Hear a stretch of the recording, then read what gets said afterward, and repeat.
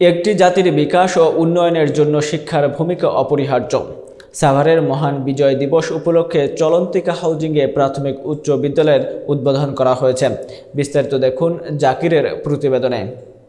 শুক্রবার বিকেলে সাভারের তেঁতুলঝোড়া ইউনিয়নে চলন্তিকা হাউজিংয়ে স্কুলের প্রতিষ্ঠাতা পরিচালক মোহাম্মদ মাহবুব আলম ও প্রতিষ্ঠাতা প্রধান শিক্ষক মোহাম্মদ রাকিবুল হাসানের পরিচালনায় এই স্কুল উদ্বোধনী অনুষ্ঠান ও স্কুলের ছাত্রছাত্রীদের আয়োজনে সাংস্কৃতিক অনুষ্ঠান পরিচালনা করা হয়। উদ্বোধনী অনুষ্ঠানে প্রধান অতিথি হিসেবে উপস্থিত ছিলেন বিশিষ্ট ব্যবসায়ী, সমাজসেবক ও চলন্তিকা হাউজিংয়ের কর্ণধার হাজী মোহাম্মদ উল্লাহ মামুন।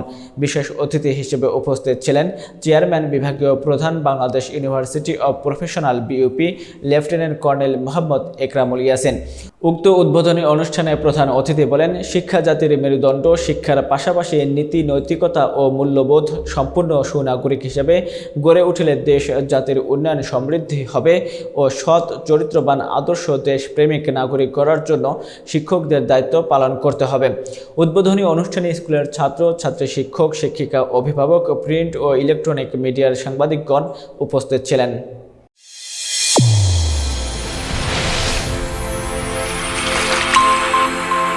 চ্যানেল A1 হৃদয়ের স্পন্দন।